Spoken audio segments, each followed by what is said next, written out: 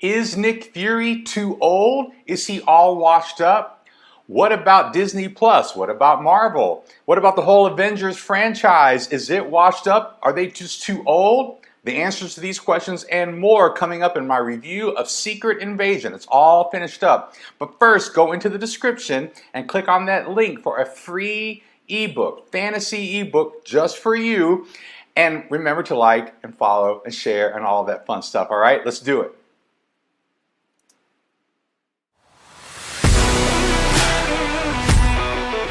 Welcome back to Great Stories Change the World. This is the YouTube channel where a fantasy science fiction author, that's me, goes over movies, TV shows, books, and all sorts of media and talks about what makes a great story. I do reviews and I talk about recommendations, and I would love for you guys to give me some input as I go over Secret Invasion, because Marvel has changed the game. And we all know by now that Marvel changed the game. But here's the problem with changing the game. You've got to keep up your game. You've got to stay at that standard. If you're Michael Jordan, yes, you changed the game. But if you're not at that standard, you're not going to keep winning championships. You see what I'm saying? And so as Marvel has tried to adapt into the streaming world, and it tried to do it first with Netflix and now, of course, with Disney Plus, as Marvel is sort of transitioning into this streaming world where there's TV shows, there's comic books, obviously, as a lot of the source material, and there's movies. And how have they done so? How have they transitioned? They had a great strategy leading up to the Infinity War and Endgame, and man, they just made billions of dollars off of this stuff. But what about now? Well, we're going to go over Secret Invasion, and I know I've been kind of hard on some of these Disney Plus Marvel shows, so we're going to get into it, all right? So first of all, this show, this streaming series, it's about 6 episodes, and it focuses on Nick Fury. Nick Fury has kind of been gone, and really he hasn't been around in the movies. After Endgame, he's kind of been persona non grata, like he's just not around. Invisible, they're not really including him in any sort of idea about the Avengers and what that's going to look like. And so as we get into this, that's kind of the background of some of this. Now the other background of this particular series is Captain Marvel, that movie that happened in the 90s supposedly with Captain Marvel, and I just got to be honest, full disclosure, not one of my favorite. Captain Marvel is probably my least favorite Marvel movie, all right? And there's a lot of different reasons for that. Maybe that's a whole nother video I need to do. All the problems that there are, unfortunately, with that movie, as much as it could have been amazing. So maybe that's a different video. I'll do it another time. But in Captain Marvel, spoiler alert, there were Skrulls, and they were sort of the introduction of the Skrulls. Also, complete honesty here, disclosure, I'm not a big fan of the Skrulls from the comic books. It's kind of interesting, but it can be really cheap storytelling for people who are able to just shapeshift. And I know Mystique, and there's all these other sort of people and characters within the Marvel universe that are able to do this, and I think there can be some interesting elements to this, but I think you have to be really careful with writing because they can kind of be cheap scares or they can be cheap twists instead of earned twists, if you see what I'm saying. So all of that background goes into this show. Now, you may not know this, but when they were asking Samuel Jackson to come back and play Nick Fury, he wanted to do something different. He wanted to make a different sort of show or storyline where maybe Nick Fury wasn't the butt kicker that he is in all these other movies and all these other stories. And so he wanted to kind of explore Nick Fury's character a little bit. So you do get a lot of that in this. Now, the gang is all back. You've got Samuel Jackson as Nick Fury.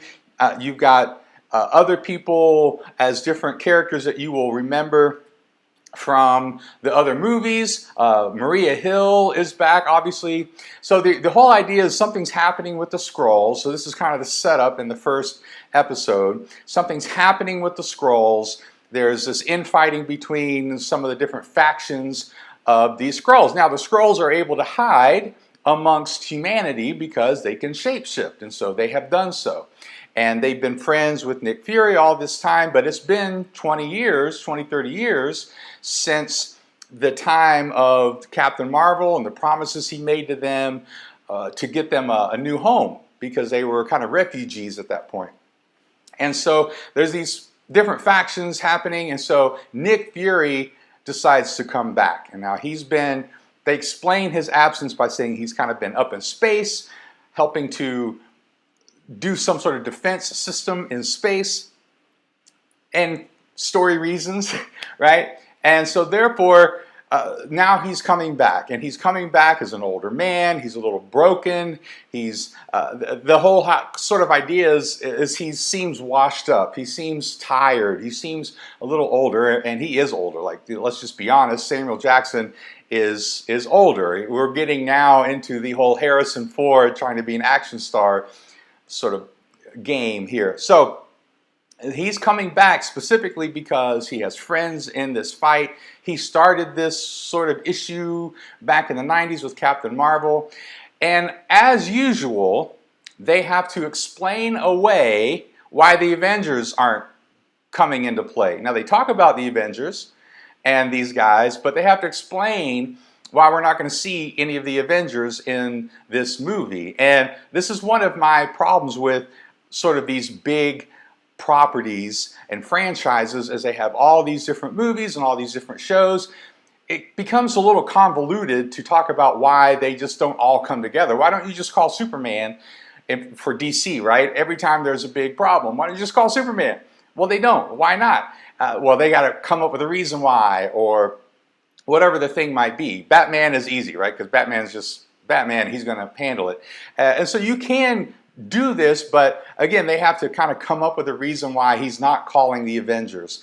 And so there's all these different elements that are a little convoluted and aren't really my favorite. Now, overall, I did like the show. I liked the series. I thought it had a good arc. It gave us some really good stakes. I won't spoil anything here, but people die and things happen that really kind of forced Nick Fury to come back and be the person that we know him to be. And that's sort of the arc of this series. Another one of the things that I really like is Emilia Clarke, who is from Game of Thrones, and you'll notice her from other places.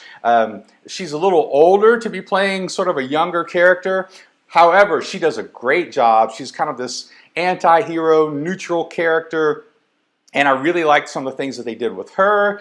I like the fact that from the comic books, they kind of bring in some of the Super Skrulls idea. They've got kind of a cool way that they do that. There's some elements of this that I really like. Ultimately, I did like overall the character arc of Nick Fury. I thought they did something interesting with that gave Samuel Jackson some interesting scenes to play. And again, I'm trying not to give spoilers because there's some personal things with Nick Fury that they end up doing. So all of that to say is I think it's good. I actually think it's a good series. It's entertaining. There's some decent action. There's some good interplay with some of the characters. However, I think it's interesting or maybe unfortunate that they limited it to 6 episodes. And some of the episodes were really short, like 30 minutes. And I think that's unfortunate because as I was watching some of the scenes, some of these scenes should have been fleshed out a little bit more. They should have really dove into some of the moments that they created and got to with some of these characters. Like if you're going to go into character exploration, then explore the characters, right? Take some time. So maybe some of these episodes could have used 5 or 10 more minutes instead of some of the clunky dialogue they had, clunky decisions. My main criticism is at the end. The last episode just came out. So as I'm sort of processing this last episode, I really think they did a couple cheap things here at the end, and a couple story hole problems and character switches, and it's just some of the stuff seemed like they were setting something else up, which is what they do in Marvel, right? This is going to be part of a bigger story, but I didn't think they fleshed it out. I didn't think they explained things and allowed things to develop to set things up. They just kind of, characters made decisions that didn't make any sense. And so overall, I'm going to give Secret Invasion, 5 out of 6 Infinity Stones, or maybe 4. I'm going to give it a solid C+, B- overall. I think they could have done a lot more with the characters. I think that they could have done a lot more with a couple of the scenes and the ending. I think they could have, again, given me another 10 or 15 minutes of really showing me, and maybe just overall through the whole series, why some of these characters end up making some of the decisions that they make at the end, so it doesn't feel so out of nowhere. And these are the kind of things that we need to think about as writers, as authors, that I think about when I'm writing a short story, or I'm writing a book, or whatever I might be writing, or maybe a screenplay. I'm starting to do some screenplays too.